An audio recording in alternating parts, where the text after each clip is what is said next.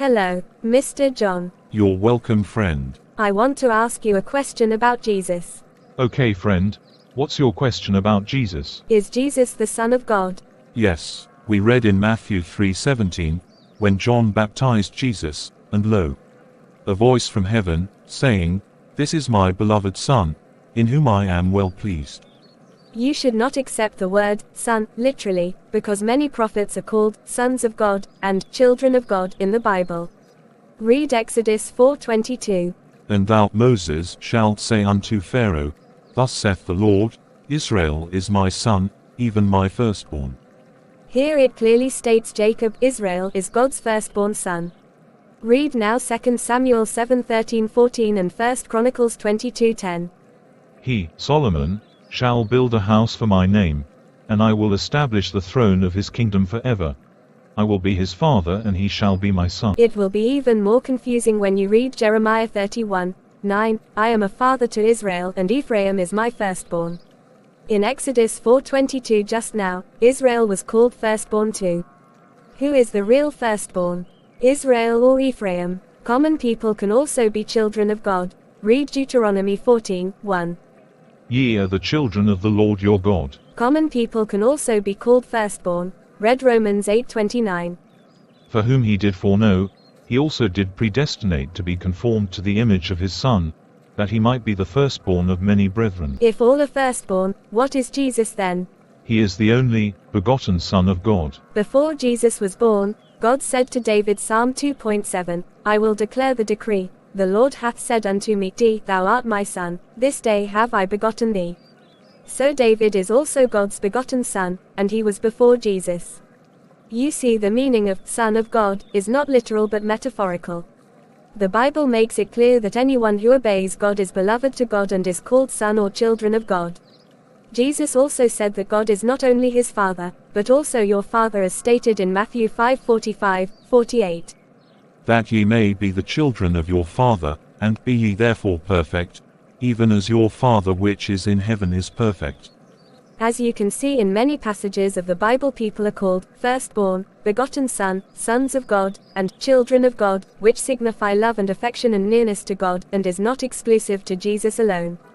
You will see sons and daughters of God, 2 Corinthians 6:18. And will be a father unto you, and ye shall be my sons and daughters, saith the Lord Almighty. In view of these and other passages in the Bible, there is no reason whatsoever why Jesus Pibu should be regarded as the only Son of God in a literal or unique sense. But he had no father. That is why he is Son of God. Why then don't you consider Adam, who was created without a father and without a mother, as a son of God? And Adam is also called Son of God in Luke 3:38, Seth, which was the son of Adam, which was the Son of God. You will see that whosoever obeys God's injunctions is referred to as Son of God, as he is an obedient servant of God. Now read Hebrews 7:3. Without father, without mother, without descent, having neither beginning of days, nor end of life, but made like unto a Son of God, abideth a priest continually. Who is he? The answer is in Hebrews 7:1. Melchizedek, king of Salem, priest of the Most High God, who met Abraham. He is more unique than Jesus and Adam P. But why is he not preferred to be Son of God or God himself? What do you Muslims call Jesus then? We Muslims call him Jesus, the son of Mary, peace be upon him. No one can argue and deny this. Absolutely. Nobody can deny it because it is an absolute fact. Jesus Pibu called himself Son of Man and refused to be called Son of God. Read Luke 4:41. And devils came out of many, crying out, and saying, Thou art Christ the Son of God. And he, Jesus, rebuking them, suffered them not to speak. Can you see? He rebuked, scolded them for their saying so, because it was a lie they spoke. If it were true, then he would not have rebuked them. God appointed Jesus as a messenger to the children of Israel, as he stated many times, as recorded in the Bible. It is clear here that he refused to be called Son of God, and also by his own disciples. Read Luke 9:20 and 21. He, Jesus, said unto them, the disciples, But whom say ye that I am? Peter answering said, The Christ of God. And he, Jesus, straitly charged, rebuked them, and commanded them to tell no man. You see, Again Jesus rebuked the disciples here, as it was untrue. A prophet will never allow a lie to be told.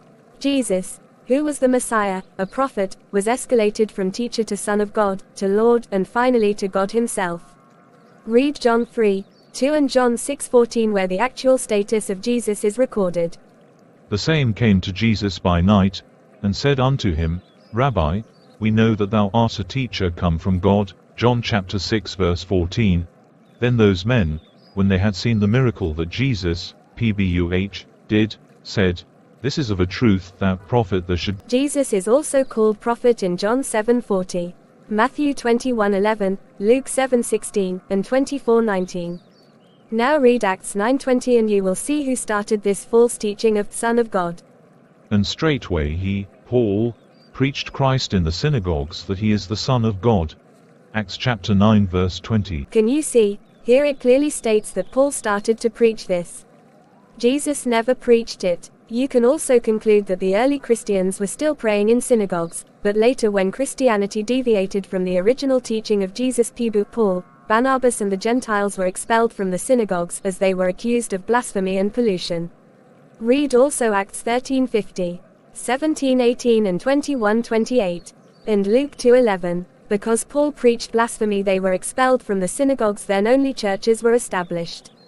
I don't think that any more proof is needed to prove that Jesus was a prophet and not God, or Son of God, as this is clear from the Bible itself.